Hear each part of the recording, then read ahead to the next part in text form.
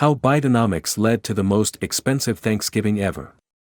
Just in time for the holiday season, Bidenomics has managed to deliver the costliest Thanksgiving in American history. What is perhaps the quintessential American holiday is now another reminder that the nation is in a cost-of-living crisis where even food is taxing families' budgets. This is the direct result of the leftist ideology that constantly pushes for more government spending, borrowing, and printing of money. The record budget deficit from 2020, fueled by excess spending purportedly to get the nation through the pandemic, was supposed to be a one-time fluke.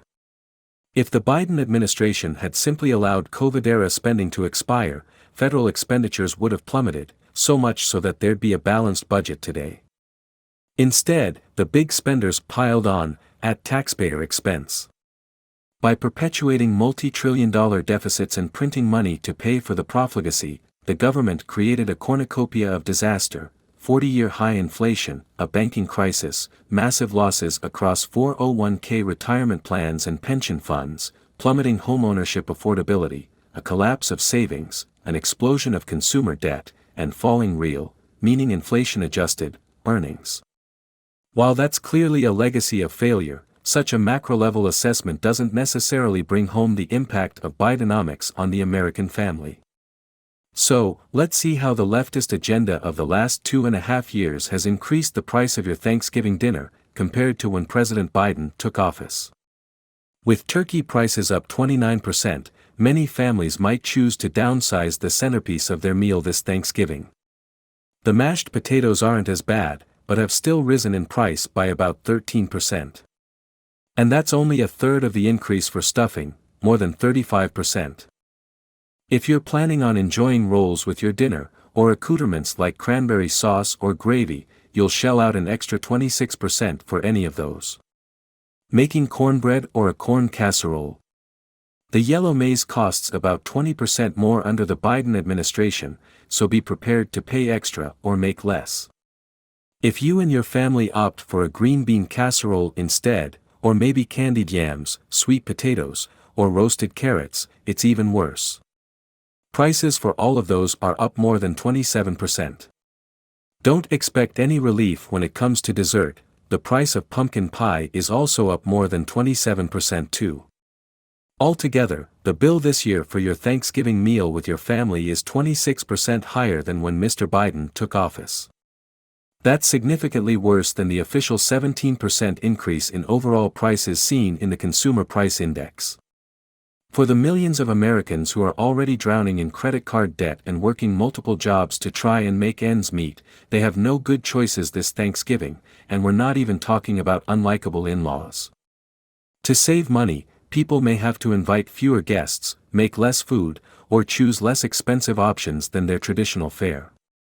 Those who don't cut back on their Thanksgiving plans will have to cut back elsewhere in their budgets or turn to their credit cards for a lifeline.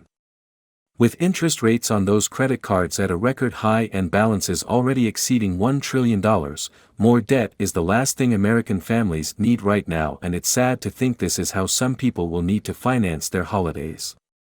But what makes this all particularly disheartening is that Thanksgiving is supposed to be a holiday where we as Americans gather in gratitude for our abundance.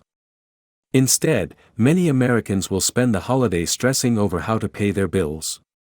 It's further proof that a government big enough to give you everything is also big enough to take everything away, even your holidays.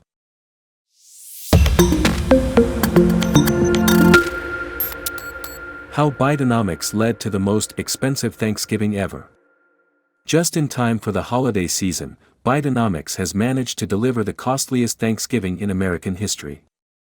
What is perhaps the quintessential American holiday is now another reminder that the nation is in a cost-of-living crisis where even food is taxing families' budgets.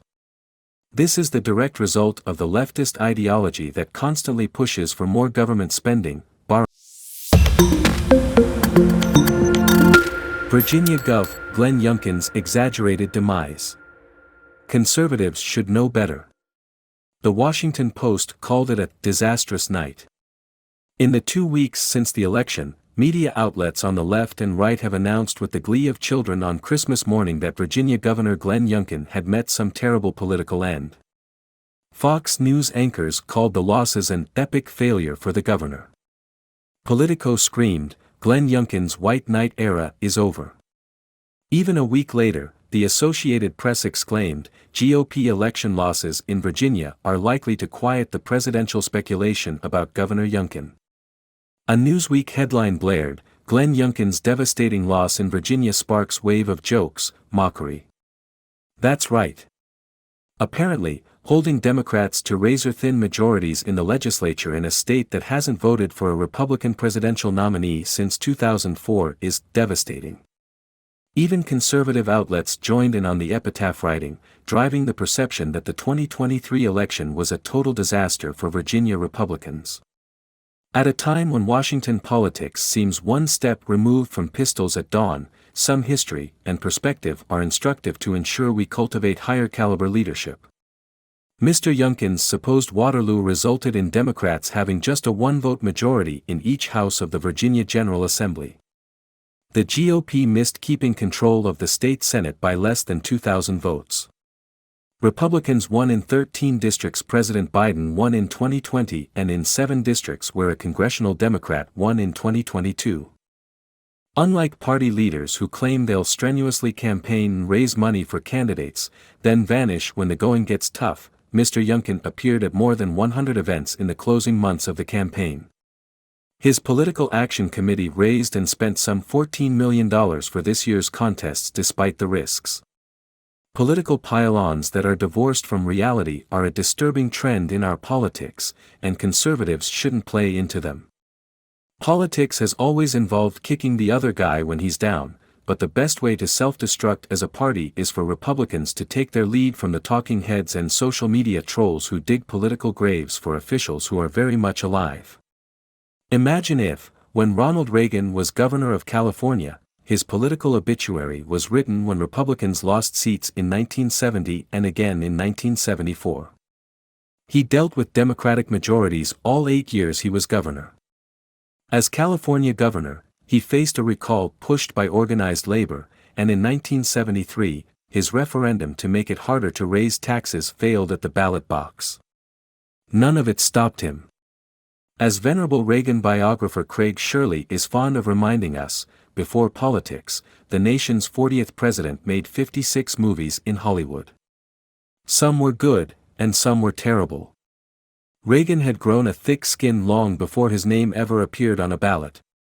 He played the long game.